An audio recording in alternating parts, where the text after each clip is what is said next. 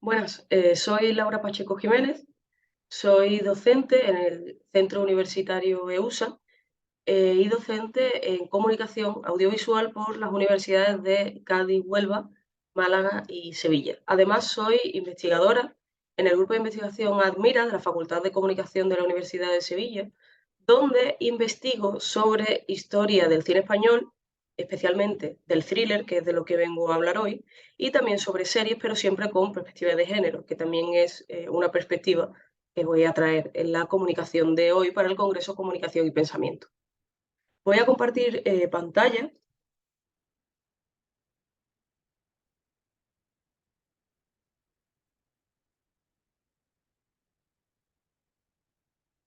¿vale? Mi comunicación de hoy se llama De profesión prostituta, género y criminalidad en la historia del thriller español.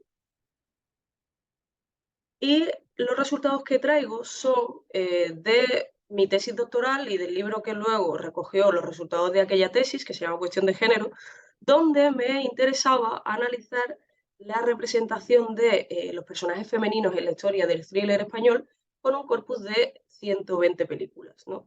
Esta representación me interesaba desde diferentes puntos de vista y uno de estos puntos de vista eran las profesiones que ocupaban las mujeres en el thriller español. Aparecieron, bueno, los objetos del terciopelo en muchos casos, ¿no? Que es cuando hablamos pues, de médicos y enfermeras, pilotos de vuelo, azafatas, etc.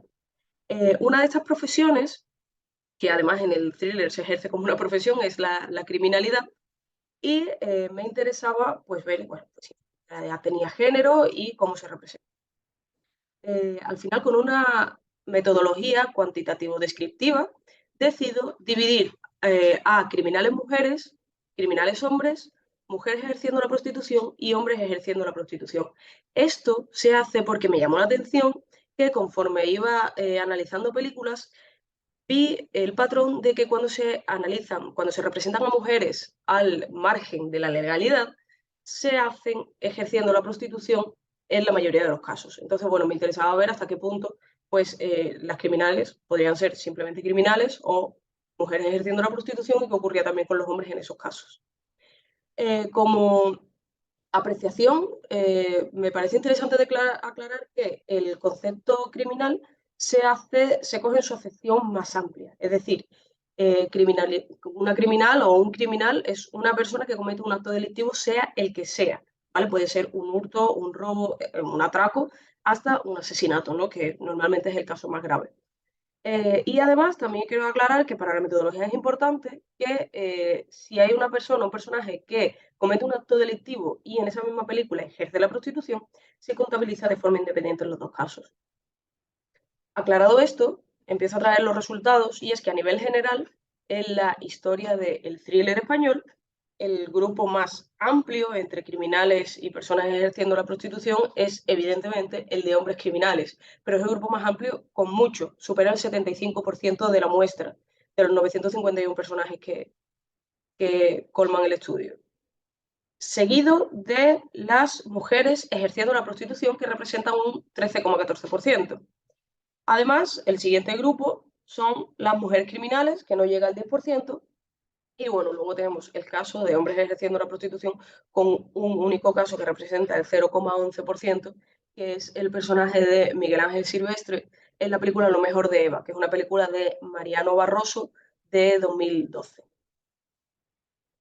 Además, llama la atención que si analizamos, digamos, las ocupaciones, ¿no? Por un lado vamos a ver a los criminales y por otro lado vamos a ver a la prostitución, evidentemente la criminalidad tiene género. De las personas que que actúan como criminales, casi el 90% son hombres, frente a un 11,40% de mujeres. Pero el caso de la prostitución es todavía más evidente. El 99% de las personas que ejercen la prostitución, más del 99% son mujeres, frente al 0,79% que es ese personaje de Miguel Ángel Silvestre de la película Lo mejor de Eva. Pero además, si analizamos el caso de las mujeres en concreto, vemos que es más frecuente que aparezca en estas películas a una mujer ejerciendo la prostitución que a una mujer cometiendo cualquier tipo de acto delictivo. ¿Vale? Las mujeres ejerciendo la prostitución son el 57%, frente a ese 42%, casi 43% de mujeres criminales. Con lo cual, las mujeres se representan con mayor frecuencia, como digo, ejerciendo la prostitución que cometiendo cualquier tipo de acto delictivo, sea el que sea. Me parece un dato llamativo. Como resultado derivado de esta investigación, una vez analizando ya el caso de la prostitución, pues me llamó la atención la falta de clientes, digamos, ¿no? En teoría, este rosco debería ser aproximadamente un 50-50, ¿no? Porque si hay una mujer ejerciendo la prostitución, se entiende que es que hay un cliente interesado en sus servicios. Pues no, el 89%, si miramos solo los casos de prostitutas y clientes, vemos que hay una amplia mayoría de mujeres prostitutas que representan casi el 90% frente a un 10% de criminales. En números enteros sería de 125 prostitutas frente a 14 clientes. ¿Vale? Esto, evidentemente, lo que representa es que hay una intención, evidentemente, por mostrar a la mujer ejerciendo la prostitución, pero más como personaje casi decorativo, ¿no? Y además, con una representación tan baja de clientes, lo que se hace es eximir de culpa al putero. Como conclusiones, bueno, pues es evidente que hay una masculinización de la criminalidad en el thriller español a lo largo de su historia. Veíamos que los resultados eran muy diferentes entre géneros, que las mujeres se representan con mayor frecuencia siendo prostitutas que cometiendo cualquier tipo de acto delictivo y que además la representación de prostitutas no trae consigo la representación del cliente, que es un dato que me parece interesante. Y luego, por otro lado, que la prostitución masculina es anecdótica, con un único caso, que como dije, era la película Lo mejor de Eva de Mariano Barroso, de 2012, con el personaje de Miguel Ángel Silvestre. Voy a dejar de compartir pantalla. Y bueno, esta ha sido mi exposición para este Congreso de Comunicación y Pensamiento. Espero que os haya resultado interesante y espero vuestras preguntas para que podamos debatir tranquilamente sobre el tema.